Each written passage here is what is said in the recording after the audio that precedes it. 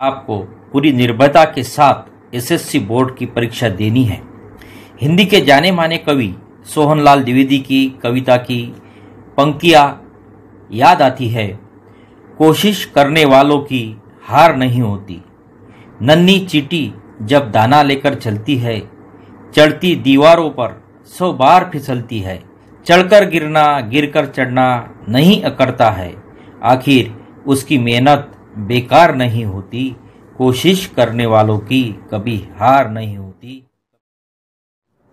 छात्रों, सबसे पहले हम हिंदी लोक भारती का पाठ्य पुस्तक देखेंगे, जिसमें 2 इकाई दी गई है। पाठ्य पुस्तिका का विभाजन अगर देखें तो गद्य, पद्य, पूरक पठन और व्याकरण आदि भागों में वह विभाजित है। इस साल की सबसे महत्वपूर्ण जानकारी कि इस पाठ्यक्रम से 6 पाठ निकाले गए हैं। तो गद्य में 5 पाठ, पद्य में 6, पूरक पठन 5, ऐसे कुल मिलाकर 16 पाठ अभी है। अगर देखा जाए तो पहले इकाई में भारत महिमा यह कविता, वारे हमदर्द ये हास्य व्यंग्यात्मक निबंध, मन पूरक पठन, बाद में गिरधर नागर यह एक पद है, गजल, रीढ़ की हड्डी एकांकिका है, ठेस ये एक पूरक पठन है। बाद में महाकाव्य अंश बरसही जलत 2 लघु कथाएं यह पूरक पठन है। बाद में छापा ये हास्य व्यंग्यात्मक कविता है। ईमानदारी की प्रतिमूर्ति ये एक संस्मरण है। हम इस धरती की संतति है ये पूरक पठन है। कव्वाली का एक प्रकार। बाद में महिला आश्रम यह एक पत्र है। जब तक जिंदा रहूं लिखता रहूं एक साक्षात्कार है। बाद में पूरक पठन है बूढ़ी काकी, जो कि एक वर्णनात्मक कहानी है।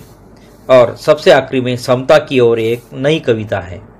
इस तरह अभी 22 में से 16 पाठ आपके 10वीं के परीक्षा के लिए आपको करने हैं।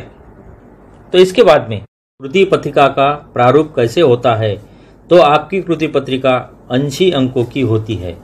20 गुण अंतर्गत तोंडी परीक्षा स्वाध्याय के लिए होते हैं और 3 घंटे का समय निर्धारित होता है। कृति पत्रिका में गद्य विभाग पर आधारित पहला प्रश्न होता है, जिसमें 20 अंक होते हैं। इसमें प्रश्न पहला अ, इसे 8 गुण होते हैं। प्रश्न पहला आ, इसे भी 8 गुण होते हैं। और पहला प्रश्न ई, इसे 4 गुण होते हैं। इस प्रकार 20 अंक का ये गद्य पर आधारित प्रश्न होता है। इस कृति पत्रिका के अंदर विभाग 2 जो पद्य पर आधारित होता है। पद्य